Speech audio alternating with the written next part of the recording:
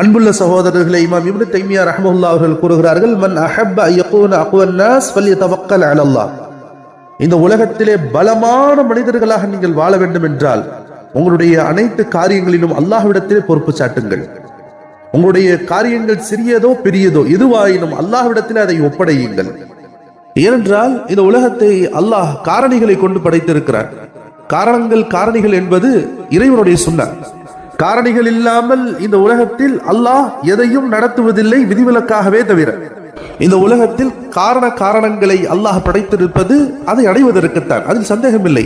ஆனால் காரணங்களால் தான் இந்த வெற்றி கிடைத்தது என்றால் அது இறை நம்பிக்கைக்கு எதிரானது. அதுக்கு ஒரு செய்தி சொல்லுவாங்க, அந்த ஒட்டகத்தை கட்டிவிடுங்கள், அதன் பிறகு அல்லாஹ் மீது தவக்கல் வையுங்கள்.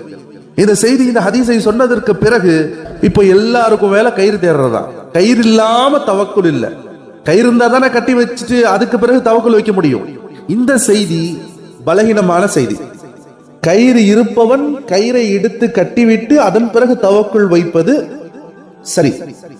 உன்னிடத்திலே காரணிகள் என்கின்ற அந்த ஒன்று இருந்து அதை எடுக்காமல் இருந்தால் அது பிழை. கயிறு இல்லாதவன் அதன் அப்படியே தவக்குள் வைப்பது ஒரு முஸ்லிமுடைய குணம்.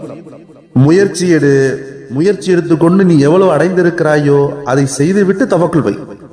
அது கிடைக்கவில்லையா, அப்போதும் தவக்குள் வை. ஏன்னா அப்போதும் உன்னை காப்பாற்ற வேண்டியவன் அல்லாஹ்தான். உனக்கு தான், மனிதர்களுக்குத்தான் காரணியங்கள் தேவை. அல்லாஹுக்கு எந்த காரணியும் தேவையில்லை. அல்லாஹ் தஆலா குர்ஆனிலே சொல்கிறான், அலைஸல்லாஹு பிகாஃபின் அப்தா. ரப்புல் ஆலமீன் தன் அடியார்களுக்கு போதுமானவன் அல்லவா? உன்னை படைத்த ரப்புல் ஆலமீன்.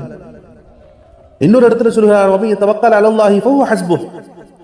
யார் அல்லாஹ்வின் மீதே பொறுப்புகளை சாட்டுவார்களோ ஃபஹுவ ஹஸ்புஹ், அவன் அவர்களுக்கு போதுமானவன். இந்த உலகத்திலே ஒரு மனிதன் பலமானவனாக வாழ வேண்டும் என்றால் அவனுடைய முழு பொறுப்புகளையும் காரியங்களை தாண்டி அது முயற்சியோடு மட்டுமல்லாமல் அல்லாஹ்வின் மீது நம்பிக்கை கொண்டவனாக ஆக வேண்டும்.